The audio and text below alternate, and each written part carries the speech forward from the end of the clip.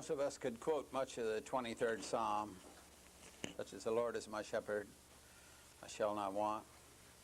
He maketh me to lie down in green pastures. He leadeth me beside the still waters. He restoreth my soul." Did you get that? He restoreth my soul. Now the word for soul in the Scriptures in the New Testament is psyches. Psyche, which we get the word psychology from. God is a great psychologist. There is a biblical psychology. Now, if you read my book, in the portion where I talk about the psychological Trojan horse, you would get the idea, perhaps, that I think all psychology is a lot of baloney. Well, that's not quite right. Only about 96% of it is. Now, I'd like to talk to you about some biblical psychology, which is a part of the moral government of God teaching. Now, my friends, the Quakers in the 18th century founded some homes to take care of people who had mental problems. And they kept very good records, but they never treated anyone who had mental problems as if they were sick. You get that? Never treated them as if they were sick. They said they had problems in living. You get that? There's a difference now. And so they saw that they needed, many times, rest. Just plain rest. Like, for instance, depression. The biggest cure for depression is rest. Now let me give you a simple example of that. If you recall, when Elijah was on Mount Carmel, he was battling these 400 false priests. He really went through a great emotional time up there. They prayed all morning, and then he prayed in the afternoon, but he said, well, my God's able. He just had them pour water on the sacrifice, didn't he? He'd make it tougher on the Lord, right? Or am I quoting you Shakespeare? He made it tougher on the Lord, and the Lord came down, and the water was nothing to it. He looked that up, and the sacrifice became burnt very quickly, and then he destroyed these 400 false prophets. This is quite a man, Elijah. But a week later, he's in depression. And he's afraid of a woman, Jezebel. He's scared. And here he has just annihilated and demolished 400 men, and he's afraid of a woman now. He's really down in the dumps so far, he could have found you an old tire.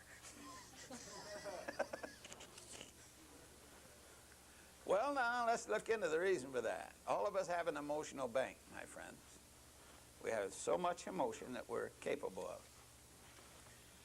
When that emotional bank gets depleted, you'll go into depression.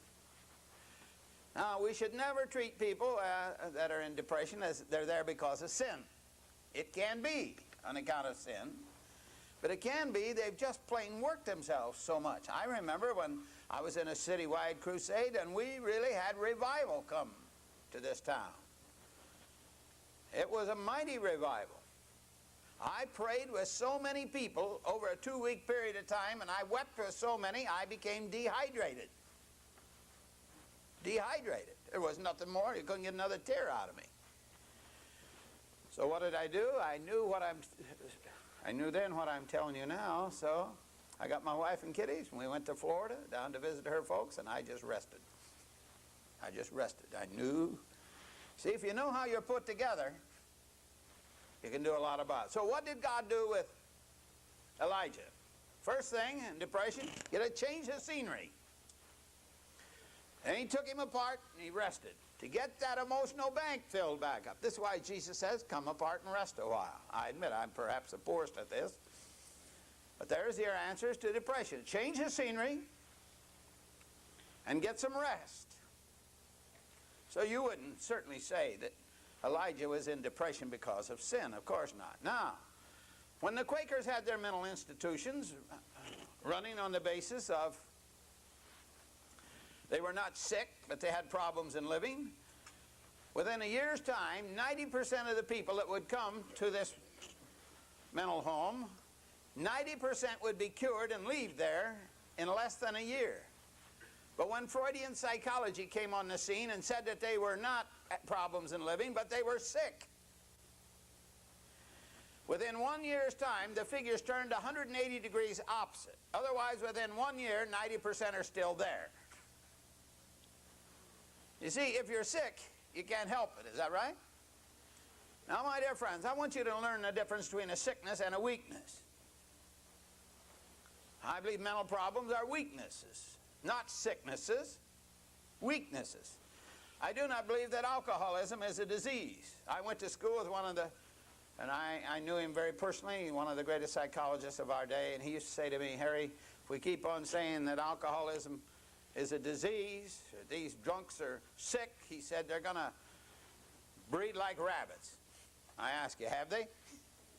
They sure have. He said they're not sick, that's an outward symptom of an inner need of the heart not being met. Get that? An outward symptom of the inner need of the heart not being met. He says it is a weakness, not a sickness. Now, my dear friends, let me explain to you the difference between a weakness and a sickness. I used to play baseball. I could throw a ball from here to that wall over there. Not very many people want to catch it because I'd throw it so hard. But today I couldn't even throw a ball that far. Why? Well, after 30 years of not throwing anything other than just to my daughter's little play and catch, what few muscles I have ever had have disappeared. They really have. They've disappeared. Now, I used to could throw a football, even in a low room like this, and hit that wall. But I couldn't do it. I'd be lucky now if I hit that rafter right there. Now, why? My arm is weak compared to what it was then. Now, if I strengthen this, and if I take on the right kind of food, and I get the right kind of rest, and I do the right kind of exercising, I could get it back. Maybe I'd never again throw a baseball like I would, but I'd get it to a place where it wouldn't be weak, couldn't I? By strengthening it. Now, mental problems can be the same way. They're weaknesses. The first weakness is they don't know how they're put together by God. They don't know how they operate. I remember when 3 men were trying to drive me crazy. And I believe it's possible to drive a person crazy. But I knew enough psychology, enough theology, and I just hung on to the Lord, and I said, they can't do it to me, Lord. They can't do it to me. And they didn't. But I knew what they were doing. And by the way, I never fought them back, and 2 of those are 2 of my best friends today. See, it always takes 2 to tango, it takes 2 to fight, doesn't it? But these kind of things we're talking about now are important. Now, a weakness. If you can take that particular member, whatever it is, even though it's a whole person, you take that person and make it, strengthen it so it can cope with its existing and surrounding stresses, it is not weak. If it is sick, a sickness, you get this, dear friends, always has a causative agent. If you have smallpox, that's because you have a virus. Now, if you're in bed with smallpox, I can come to see you and I can lecture to you 3 hours a day for 3 weeks on why you shouldn't have smallpox. But is that going to change anything? Now watch. If I come and lecture to you on why you shouldn't have smallpox, or why you shouldn't have appendicitis and you're all bent over, is all my jawbone going to change anything? In a sickness? Now really, am I going to reason you out of a sickness? If it's really sick? All right then, if mental problems are sicknesses, why talk about them at $70 an hour? You get what I'm saying? I hope that has dawned on you right real quick. A sickness always has a dysfunction, a malfunction. Something's not working right in the body. That is physical, not moral. Not moral. Now, it may have had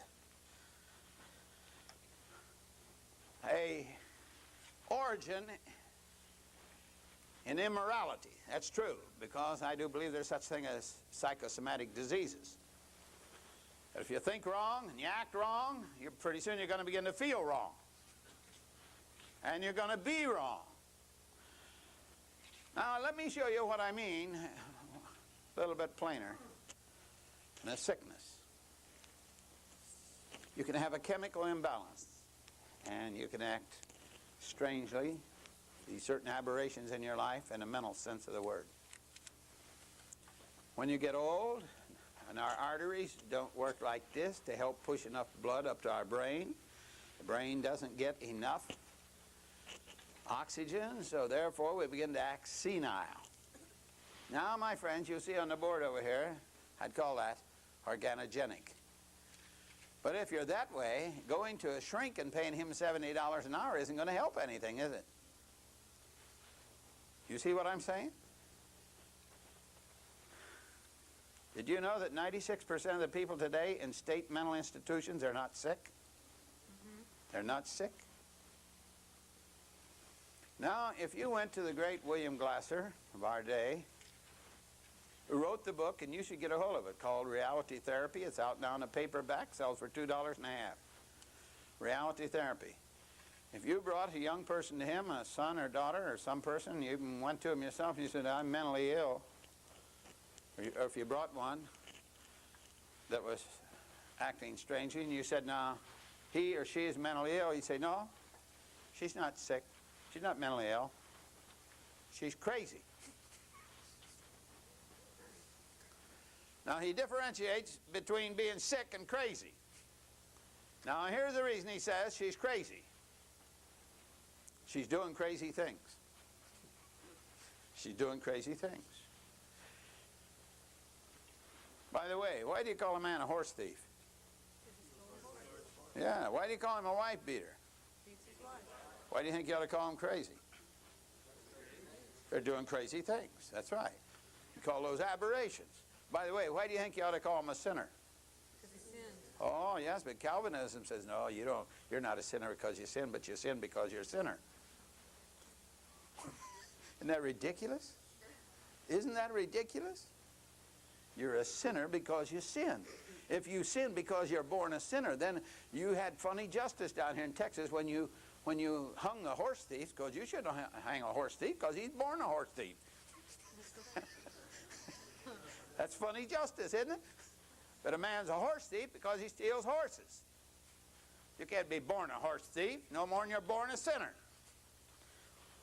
What light does a baby have to sin against? None. None. He doesn't know right from wrong. A lot of the young kids that they're saying this to, they don't even know puberty from Pennsylvania. Imagine the Quakers turned like that 180 degrees and never began to wonder why.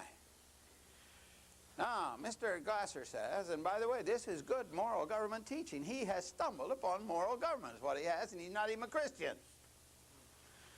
There are 3 R's to mental health. 3 R's.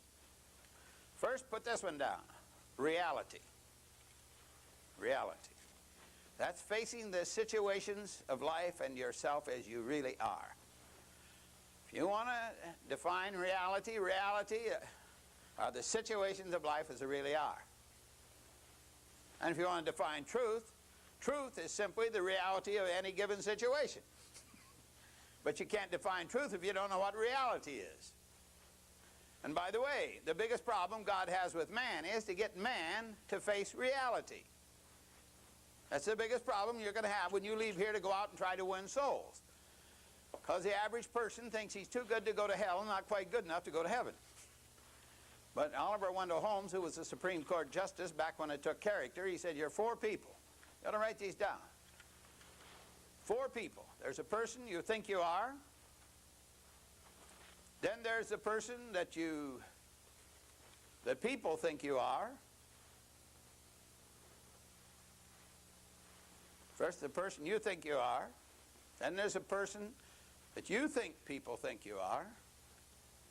Then there's the person, third, that the people really think you are. You know, what you think people think you are and what they think you are may be poles apart. What you think people think you are and what they really think may be poles apart. Now, fourth. Wait, was that too fast? All right, first, there's a person you think you are. Then, second, there's a person you think people think you are.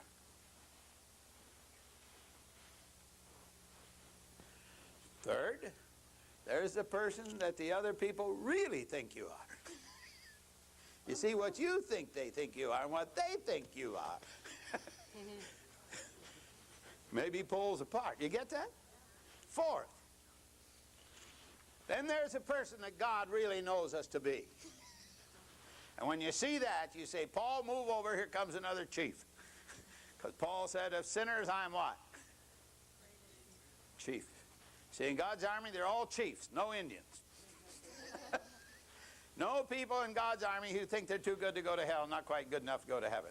Nobody ever gets saved, my dear friends, by trying Jesus. You get saved by seeing that you're a sinner, lost and doomed and hell-bound and hell-deserving and thoroughly persuaded that Jesus died for you. Thoroughly persuaded. None of this trying Jesus won't work. Won't work and doesn't work. So, to get man to face reality is the first problem. To get us to face ourselves. But also, dear friends, to face the situations of life. Most of us are either living in the future or in the past. Is that right? What does God want us to do? Live in the now, right today, because now is the day of salvation. You either got it today or you don't have it. You're either going to have it in this life or you won't have it in the future. So to get us to face ourselves and the situations of life. Now you got to get that, the situations of life. If you're a person that can't read very well, admit it and go to get some reading lessons. If you're a person who can't think very well, go sit down with somebody who'll help you to teach you how to think. Only admit it. If you're a dummy, don't remain a dummy. That's all. It's no sin to be a dummy. It's a sin to remain a dummy. Now let me tell you the difference between engineers and scientists. Engineers, there's so much in engineering. But many of us, and I can remember when I had this problem too, we'd say, oh boy, there's so much in engineering. Now, this guy may think I don't know what I should know, and I don't know it all, but if I open my mouth, I remove all of his doubt. So, what do? We keep still, and we act like we know it all. And we don't ask questions. Now, a scientist says, you ought to write this down. It is better to look ignorant than to remain ignorant. Now tell me, explain that statement to me. It's better to look ignorant than to remain ignorant. Better to have somebody explain it to you than sit there and not know. Well, it's better to ask and admit you don't know, right? God resisteth the proud. The proud's the guy that have you think he knows when he doesn't. God resists that kind. If you don't know, go ask. There's nothing wrong with asking. By the way, if you'd gone through Chicago University in 1908 and got all the education they had there for you, it'd taken you 508 years. So some of us go through in 4 years, think we got it all. And by the way, now it'd be up around 8,000 years take you to get it all. So some of us go and get a little, and we think we got a lot, huh?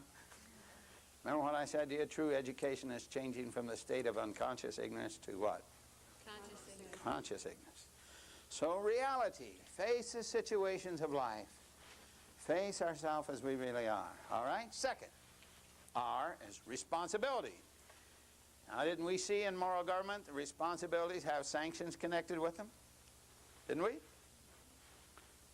Penalties and rewards. If you fulfill your responsibilities, you get the rewards. If you don't, you get the penalties. And every one of us have responsibilities in this life. So they're not optional, my dear friends. Third, right. R for right. 3 R's in mental health. Right. You do what's right, and you'll be what? You'll be right. You do what's righteous, you'll be righteous. That's all. If you're not doing what's righteous, you're not righteous. Don't ever think Jesus Christ obeyed the law for you. No, he didn't. He obeyed the law for himself. Because Jesus became a child of the law when he was 12 years of age. And he didn't do anything that was left over to put down to your credit in a way of an imputed righteousness that is not imparted. Jesus had to obey the law for himself, and the law required Jesus to love God with all of his heart. Now, you cannot love God more than with all your heart. So he could not do more than was required, so something could be left over for you and me. Oh, get that straight. But a lot of people have taught, God looks down at me and he doesn't see me in my sin. He sees Jesus in the blood of Christ. Oh, that's a terrible teaching. It's terrible teaching. Millions of people going to hell today on that kind of teaching. God cannot look down at you and see anything other than reality. And God cannot look at you and be honest and say, if you're sick, you're well. And any surgeon who sees you sick going to call you well if he's honest? And by the way, if you're sick, admit you're sick. Don't go along with this old foolishness and don't confess it. Now, that's for people who do not know theology, do not know how to teach. Jesus said, them that are sick have need of a physician. Now, you got to admit you're sick to use a physician. Is that right? Let's face reality. Face the situations of life as they really are. This don't confess it stuff is ridiculous. That's what we're now calling people who believe that. They're charismatic Christian scientists. Yes. Charismatic Christian scientists, because Christian scientists won't face reality. Even when somebody dies. He didn't die, he just passed away. Yeah. Kind of reminds me of the old story, you know, about the rabbi and the priest and the Christian Scientist practitioner that wound up down in Hades. Not much difference, by the way. And then one of them says, aren't you a priest? Yeah. Aren't you a rabbi? Yeah. Aren't you a practitioner, a reader? Yeah. Well, they said to the priest, what are you doing here? Oh, he said, I guess it was all those steaks I ate on Friday. Well, they looked at the rabbi and said, what are you doing here? Well, he said, I guess it's all those barbecued ribs. I just like pork. They looked at the practitioner, the Christian Scientist, and said, what are you doing here? He said, oh, I'm not here.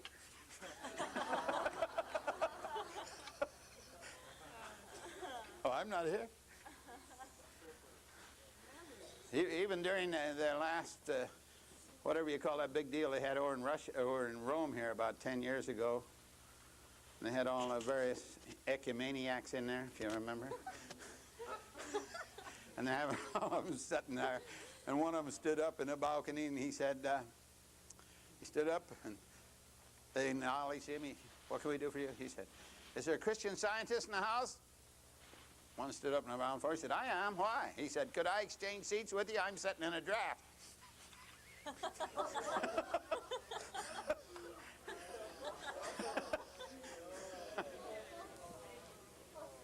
Do you get it? Well, one would face reality and the other one wouldn't.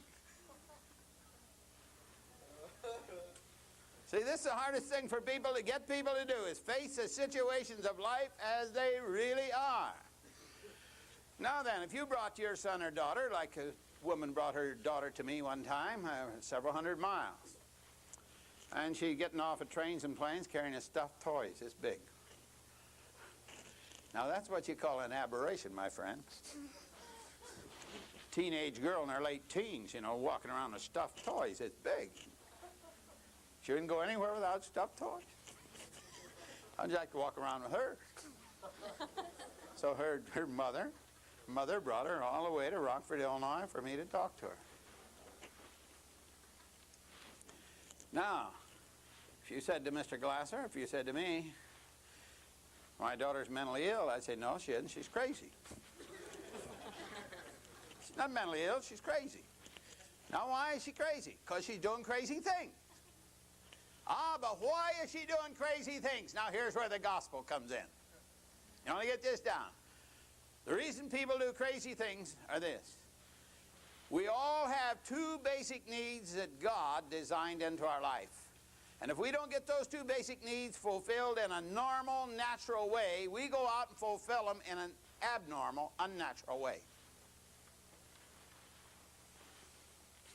What are those two basic needs? First, to love. To love. Most people know nothing about love. They think it's all hugging and kissing. To love. Brother Tony's taught you it's willing the highest good of the other brother. Not only willing, it's doing it. Willing. You can't really will it without doing it, you know. So, when you love your fellow man, you fulfill a need in your life. But wait a minute, God has also designed us so we need love. So the two basic needs in man are to love and to be loved. So when we love our fellow creature, we're fulfilling a need in his life, but who else are we fulfilling a need in our? Now, is it any wonder God demands we love one another? Is that being hard? Is that being oppressive? Is that being burdensome? Why, no, it's no more burdensome when we design an automobile and we say, if you want to go 100 miles, you better put some gas in it. Because it runs on gas. Man runs on love. And if you don't love, you're not going to be normal. You're not going to be natural. Now, if you do what's right, you be right. It's right to love, isn't it? Now then, Mr. Glasser was given a ward in a Veterans Administration hospital in Los Angeles. Had 200 men, war veterans, that averaged 15 years in this mental ward. He went in there, and by the way, ordinarily 1 a year would leave as cured by the Freudian approach. 1, that's all. He went in there and he taught them what I've just taught you, the 3 R's. Reality, responsibility, and right. And by the way, 74 left the first year. 74, and only 4 of those ever returned. Only 4. Boston Psychiatric Hospital took 100 college kids that didn't average over 2 years of college. Get this. I want to weep when I tell you this, because this should have been done by Christian kids in the Boston area. No, they're too busy trying to go to heaven. Took 100 Christian kids, taught them about 3 sessions like I've given you, only there's a little more. Give each one of these 100 college kids 2 or 3, only 2 or 3 patients in a Boston Psychiatric Hospital. Went in first, showed them they loved them, spent some time with them, got them to write to their folks, got them to face reality, got them to get up and put clean clothes on, wash their face, comb their hair, went downtown to do shopping, went to see them 2 and 3 and 4 times a week. Showed them just what we're talking about here, and would you believe it? So many of them left that mental institution, never returned. You can go to Boston Psychiatric Hospital now, and you can find whole wards there with all the beds folded up and pushed back in the corner. By just teaching what we're talking here. But go in there and show them you love them. Go in and show them you love them. Spend some real time with them. Help them. Shouldn't this be done by God's people?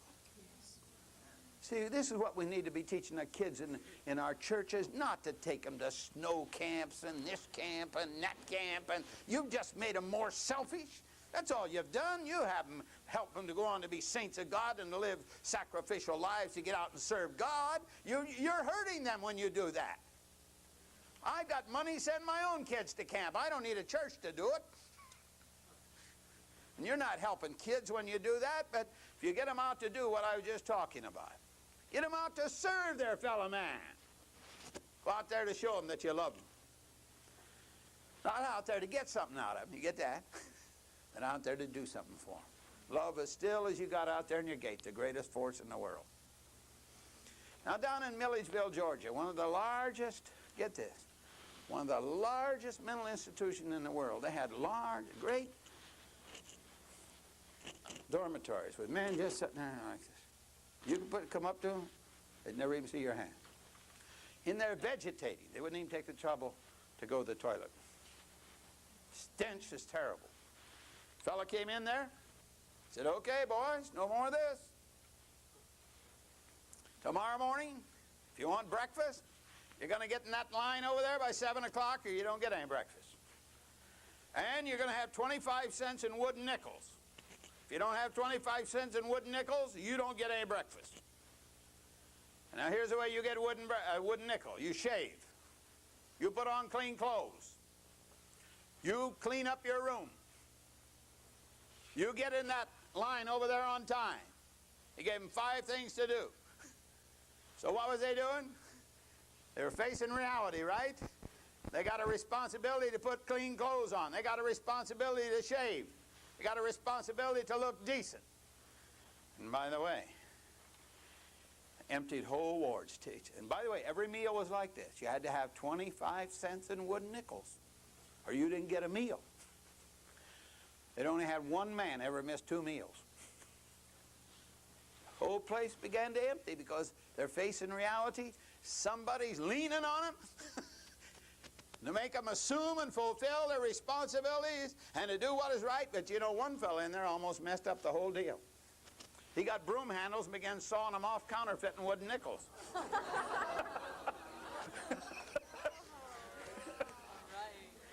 I ask you, was he sick? No. Well, that's what you'd have called him. That's why you put him in there. He's sick. He's lazy. That's what he is, right? He's just lazy. Yeah, he almost messed up the whole deal.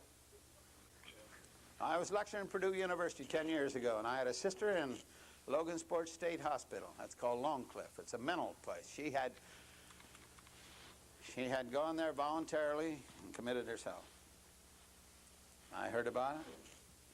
I finished lecturing one morning at Purdue University about 11:30, and I drove 50 miles to this place. And after about half an hour, I finally found my sister, and she just sitting there looking off into nowhere. Right away, she recognized me. She stood up, and we hugged and kissed. And I took her to get something to eat, and I spent the whole afternoon with her, and I was teaching her just what I'm teaching you. And then I gave her a book, Reality Therapy. Get this, Reality Therapy, which is where I've taken what I'm talking to you about, by William Glasser. See, the trouble is, though, it doesn't know how to get guilt resolved. He's not a Christian. But he sure can get him out of the funny farm. So I sat there and I explained these things to her, and I left the book. I gave her $20 in cash, just to be kind to her, and I know they can use it in there.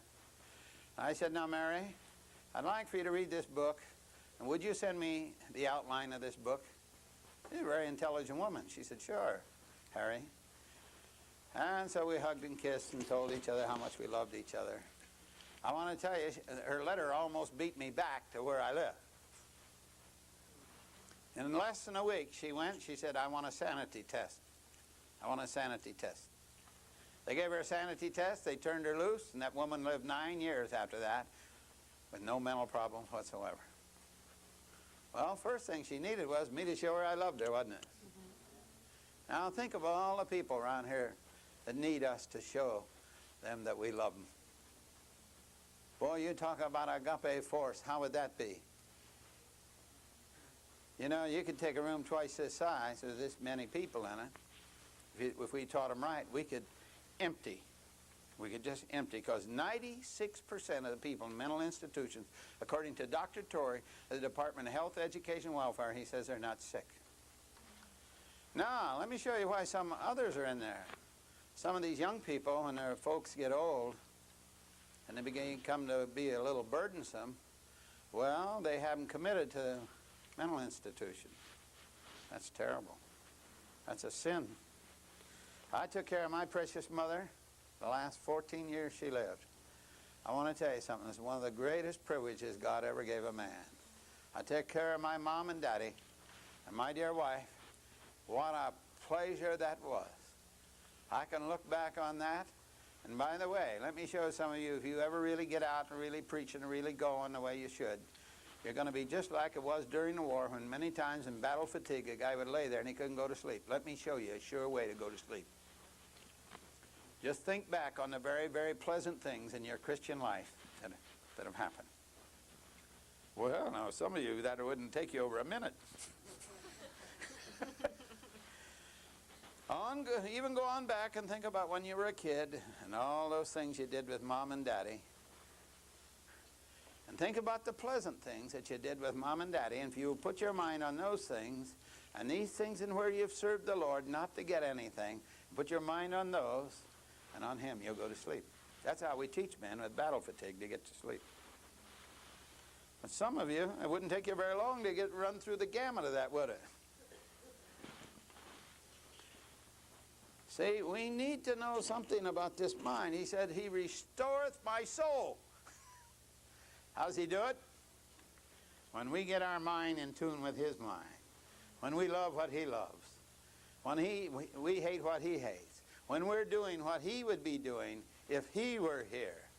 Oh, now then there begins a restoring of the soul. Now, my friends, our company has a shrink. You say, Harry, you got a psychologist? Yeah. I'm gone a lot. I mean, when I was the chief executive officer, I was gone. I spent about half my time preaching. The way to tell if you're a good executive is, does a place run better when you're gone than when you're there? It's kind of hard on your ego, but that's the way a good executive is. He doesn't have to be around dotting all the T's and everybody asking him all these questions. If you came to me with a lot of these things that some people do, why, I'd say, look, don't bother me with that. You ought to be able to figure that out yourself. Either that or you're not smart enough to work here is what I would tell him. Now, I'm having lunch one day with our shrink. And I was telling him he had studied under the great Dr. Maurer, who wrote Reality Therapy, and I was telling him that I didn't agree with his book. Well, he said, Harry, I'm glad to hear you say it because I don't agree with him either. See, Maurer says that all mental problems are caused by man's own sin. But yet psychiatrists and psychologists never talk about sin, do they?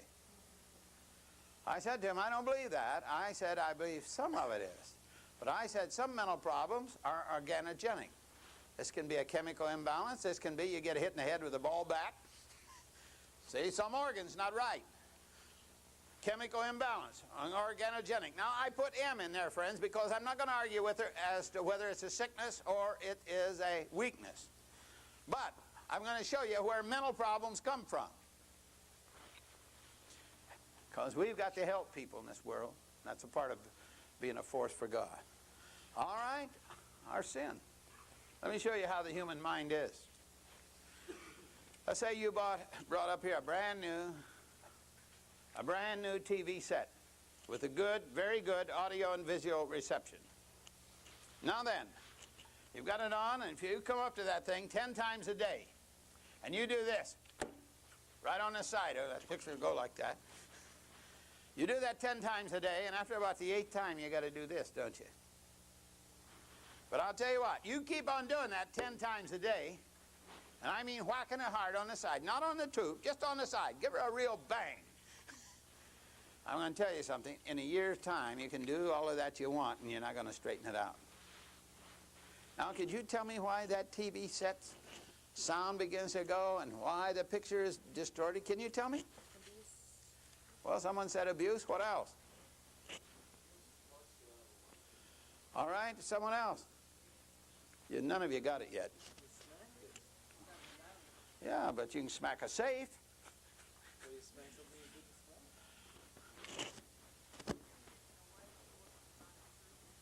Wasn't designed to be treated like that, was it? What was you going to say? You hit something that was sensitive. That's right. You know anything more sensitive in the human mind? The psalmist says we're wonderfully and fearfully what? Made. There's nothing in this world any more delicate than the human mind. And I'm going to tell you, every time you go out and commit a sin like that, you're like a guy comes up and whacks his TV set right on the side. Right on the side. And don't ever think that there aren't consequences to it. There aren't consequences to it. You bet your life. Man reaps what he sows. But Maurer says all this. And I said, no, Dr. Bill. There's this too. Sin's against us. And he said, oh, Brother Harry, he said, you sure have hit something here. He said, I agree with you 100%. But he said, you well know, I'm also a consulting psychologist to the Sterling Rock Falls school system. And he said, we had a little girl down there, a honey of a girl, 10 years of age. She wouldn't come to school because she had school phobia. I said, well, I had that. Every spring.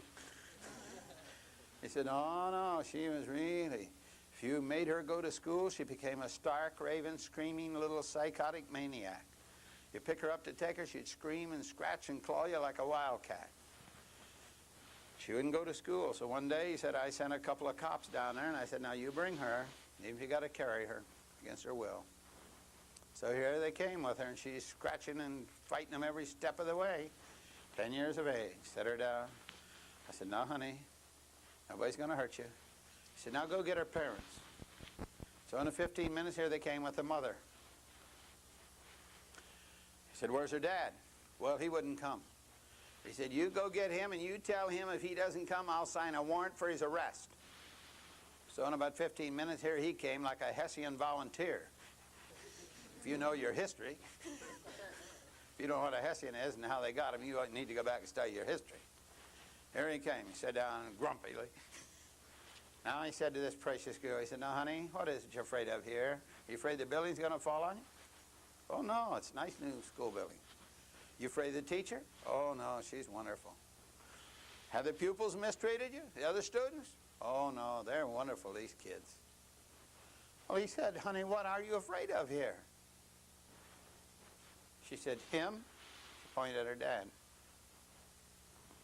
Why are you afraid of him? In the past year, he'd come one day when her mother was gone, took her out of school, took her home and raped her. So she knew when she was at school, she is away from her mother's protective custody. You see that? Away from her protective custody, and that just triggered her poor little brain. She's gone. She's gone. My dear friends, you see now what I mean by sins against us? Sins against us? My dear friends, you see somebody having mental problems, you just go up and you show them real love. Real love. You notice a difference that begins to take place in them. It'll be better than any medicine the doctor can give them. I'm sitting there talking to Doc, and I said, Doc, I do not believe it's a disease.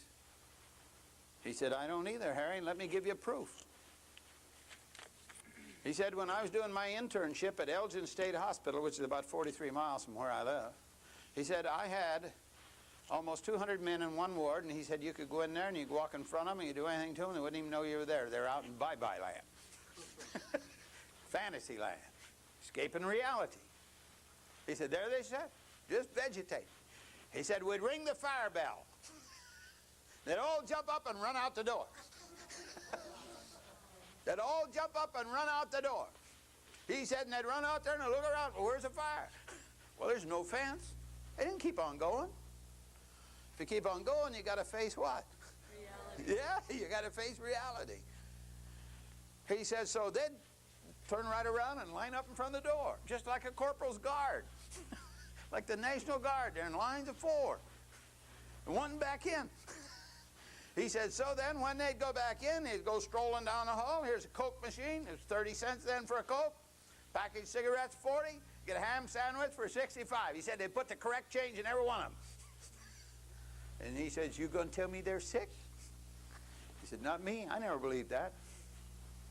They were in there escaping responsibility, escaping reality. You get it now? So he said, now let's analyze. When that fire bell went off, their motive to live was greater than their motive to what?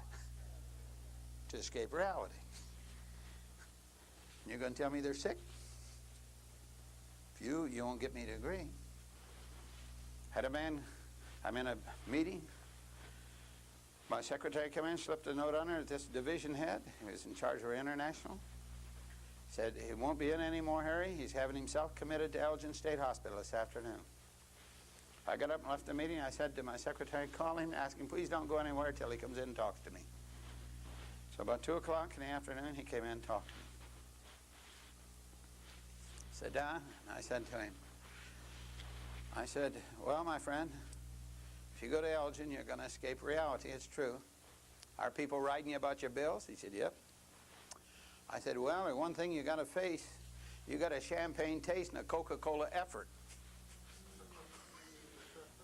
You get that? Now, I said, is your mother-in-law riding you? He said, yep. Well, I said, let me tell you what, tell that mother-in-law of yours. Tell her if she doesn't like the way that you're providing for her darling little daughter, she can just peel off a couple $1,000 a month and you'll do it. Either that or keep her mouth shut. Keep her mouth shut. And I said, you got to be a man, you got to run your own house. And I knew that his mother-in-law really had a saddle on him. She was riding him. Then I said, Mike, you want to tell me about the sin in your life? He looked at me and said, how'd you know? How'd you know? I said, well, I know how it affects people. I know how it affects people. It's getting too heavy a load, isn't it? He said, yep. So I taught him these 3 R's. I said, now, Mike, you can go hide in that funny farm, but I think you're a pretty good guy. I believe you'd pay your bills if you had the money, wouldn't you? He said, yes. I said, well, if you go hide in there 3 years, your bills are going to be 21% bigger than they are now, even if they're not compounded. So is that going to get the bills off your hands? He said, no. I said, you got 4 boys, haven't you? He said, yes. I said, your wife can be a wonderful mother, but she can't even be a poor father. They need you. There are certain attributes you'll get from you they can't get from her. And if you want to come back 10 years later and have 4 pansies, guys who walk around like this, you want to have 4 pansies, you just go in there and hide from your responsibility to be a real man in front of those boys so they get some real mannish traits and attributes from you. See what happens. I said, is that what you want your sons to be? He said, I should say not. And boy, I'm telling you, we kept on going, and he jumped up. He said, you're not going to have any more trouble from me, Harry. And he went out of there, out of my office, he went back. He did a terrific job for us the next 2 years, and let me tell you, he resigned and became a college professor in our town, and was that for 10 years. Never went to see a shrink again. I just got him to face reality, face responsibility. I got him to do what's right. I got him to turn from his sin. See that? This is what we need to do. Why don't we have tens of thousands of Christians that can do this in our day? That care enough. That care enough. That care enough. I'll have 3 to 4 people come to me every week. He's got these kind of problems. If you ever hear me get put in jail, it's for being put in jail for practicing as a psychiatrist without a license. But the only difference is I don't take any money for it. If you learn what I'm talking to you about, and you really study after I leave, dear friends, you're not going to have to go around this world grabbing people by the ear to talk to them about the Lord. You'll find they'll come to you. Because the Bible says your righteousness shall go before thee. You get that? If you'll do your homework. Now, you're going to call that one in the middle there, you're going to call that a sickness? Well, dear friends, it can be if it is, let's say, a chemical imbalance, something's gone wrong, a stroke in the head, then it's organogenic. But they need a neurosurgeon then. A neurosurgeon is what they need, not a psychiatrist, not a psychologist, not a Christian worker. They need a neurosurgeon. But that's less than 4%.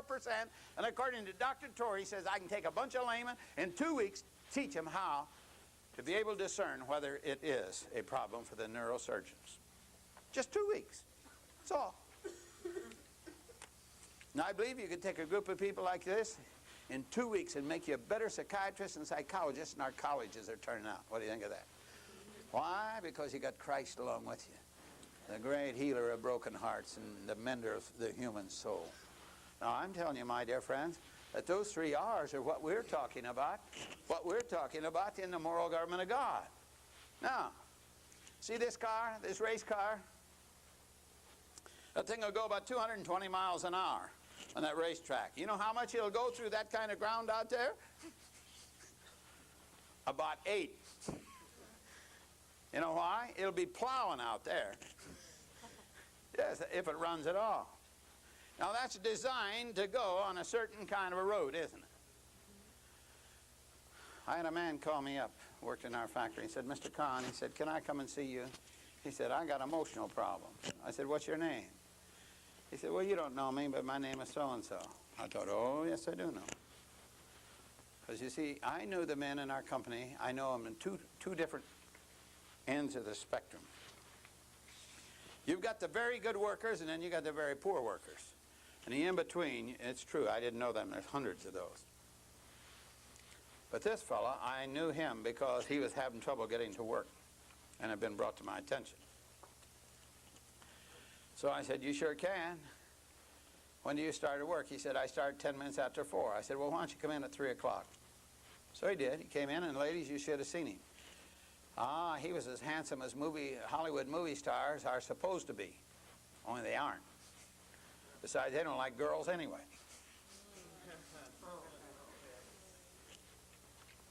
He came in, and he sat there, and you should have seen him. Man, he had his spring wound real tight. He said, Mr. Conn, I heard you speak one Sunday morning out here in a Nazarene church. Now, I'm not Nazarene, but I love the Nazarene people, and I love the Nazarene. He said, now, all I can remember that you said was you was preaching on the first commandment. You said everything God ever commanded us to do was for our good always. I said, you got the main part of it then. Everything God ever asked us to do is for our good always. He said, Mr. Conn, I got emotional problems. Boy, did he have them. Well, now let me show you what his story was. He'd gone forward in a church in our town that specialized in cheap grace and easy believism. He went down there and so-called accepted Jesus, which I don't believe is scriptural at all. Well, he thought that was a pretty nice job that preacher had. He only had 1 hour on Sunday morning up there. So that'd be a pretty nice job, wouldn't it? So he decides he's going in the ministry, and he goes out to California to learn to be a pastor, preacher. Enrolls in theological school. While he's there with his wife and daughter, he cheats on his wife. She found out about it. She divorced him, and I don't blame her. Well, he starts hitchhiking back to Rockford, Illinois, where the both of us lived. And he goes through Phoenix, Arizona, and he goes into an upholstered sewer. Now, you know what that is. That's a nightclub. So he sits up there in a stool at the bar, and beside him is a woman. He gets to talk to her, and he picks her up. Now, wasn't that a great triumph in morals? That's what she's there for, to be picked up. Anybody could have picked her up. But he did something she never thought he'd do. He brought her all the way back to Rockford, and then he did something else she never thought he'd do. He married her. Well, she was a real high flyer. She could spend more money than he could make, and so he started signing his name on those little green pieces of paper. Then when they get to the bank, if you don't have money in there, they get touchy about it. So he had rubber checks floating all over town. So he got arrested and he got sent up for forging checks. Now he's in the state penitentiary in Manteno, and they put him in the part for the criminally insane. Now that's a nice place for a ministerial student, right? What a shame. That young man had gone to church for bread and he got a stone.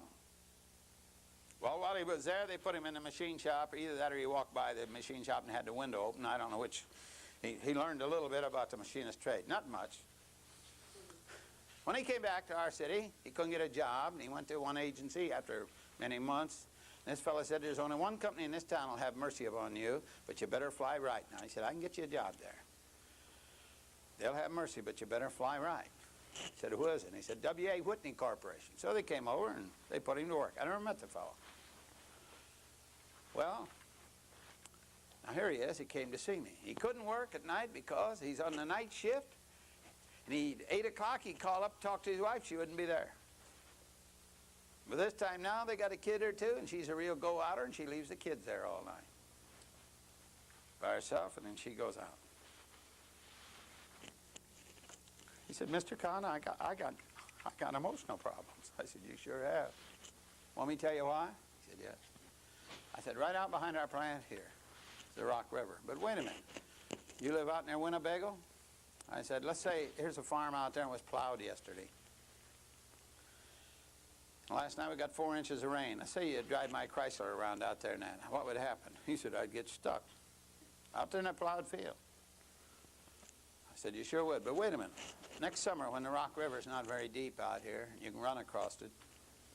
Let's say you start driving my Chrysler down Rock River. Now, mind you, my Chrysler is designed to go on a pavement, blacktop, macadam, good gravel road. You have almost no trouble with it. It'll pass everything but a filling station.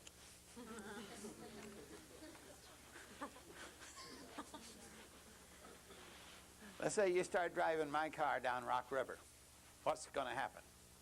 Well, he said, I'll probably hit a big rock, won't I? I said, you sure will. What'll happen then? He said, I'll break a spring. Yeah, it's going to lean toward Murphy's, isn't it? Yeah? Well, keep on going. Well, he said, I'll break another spring, won't I? Yeah, sure will. Keep on going. Well, he said, I'll get stuck, won't I? I said, yep. Keep on going. Keep on gunning it. Well, he said, I'll break a hole in the radiator when I hit these rocks, won't I? I said, yes. Now, what'll run out of the radiator? What'll happen to the temperature of the engine? He said, it'll go way up. I said, keep on gunning it. What'll happen? He said, oh, I'll burn out transmission, won't I? I said, yep. Keep on gunning it. What's going to happen? He said, oh, Mr. Conn, I'll have all kinds of trouble, won't I? I said, yep, you sure will. And that's exactly what you're doing with your life. you're driving down Rock River. You're living in all this sin. Then you wonder why. You're reaping all these consequences of it, and you're feeling it, you're experiencing it, and you're having all this trouble. I said, young man, God never designed you to live in sin. Sin is unnatural. You see that? Now that thing will really go, won't it? But not unless you run it on the kind of place and use it the way it was designed to be used. My dear friends, we were designed by our great God for the throb of holiness in our life. Not ought to be here, has to be here. We're designed for the throb of holiness, not for sin. Now turn in your Bibles and I'll show you this from the Bible. Romans 1. I want you to notice this. Romans 1. Now please look as we read from Romans 1, starting 29th verse. Romans 1:29, being filled with all unrighteousness, fornication, wickedness, covetousness, maliciousness, full of envy, murder, debate, deceit, malignity, whispers, backbiters, haters of God, despiteful, proud, boasters, inventors of evil things, disobedient to parents, without understanding. Now what are people that are doing all of these? What's God saying? They're without understanding. Now give me another word for a person that's without understanding. Oh, ignorance one, a little stronger. I got it out there. Stupid. God is saying people who do all these sins up here are stupid. That's what God is saying. Now let's go a little further. Covenant breakers. That's people who won't keep their word. And you go out and do house-to-house work like I've done to get people to come to the house of the Lord and worship. You got to call on the average one 14 times before they come. And the last 10 times they tell you they're coming. 9 of them they don't. Look at this next one now. Without natural affection. What he's saying here, that all these sins that he has just enumerated up there are not natural to man. Now you can do them so many times they become natural, but you reap the consequences of it. You reap the consequences of it. So, now then, you see just what we were saying here. Moral government is an arrangement to regulate the conduct of moral beings by enlightening their minds as to what actions are right and proper, and by solemn pronouncements that certain consequences will follow right actions and opposite consequences wrong actions. The worthiness and the ability of the supreme governor must be recognized. It thus becomes the obligation of the supreme ruler to govern, and the subjects to submit to such wise and necessary rulership. Now, Mr. Finney, the great Charles Grandison Finney, defined moral government as follows. Moral government, when opposed to physical, is a government of mind in the opposition to government of matter. Is a government of motive or moral suasion in opposition to a government of force. Moral government is the influence of God's character as revealed in his works, providence, and word over the universe of moral being. It includes whatever influence God exerts to control the minds of moral agents in conformity with the eternal principles of righteousness. Now, look at this one. Most of us never studied this in our life. Moral obligation is the binding influence of that necessity which a moral being is under, of performing that action which is decisively proved to be the best action, or to be best fitted to the great end of all action on his part. Otherwise, the highest well-being of all, both of others and himself. Now, let me ask you a question. Man's driving down Rock River in that car, like people are doing with their lives. I ask you a simple question. What is the designer of that car doing to it? The designer. Nothing. Not a thing. But when man goes out and gets on all of his sin and does all these things he shouldn't, and then he begins to reap the consequences, his life's falling apart, and then he says, why is God doing this to me? Let me ask you a question. What's God doing to him? Nothing. Not a thing. He's been beating his own TV set. He's driving his life down Rock River, and he's choosing the consequences, isn't he? But God is saying, well, come on, study my Bible. Come to know my Son. Come on to the cross for forgiveness and transformation. Stop living stupidly and come on, live the way I designed you to live. Don't go that way.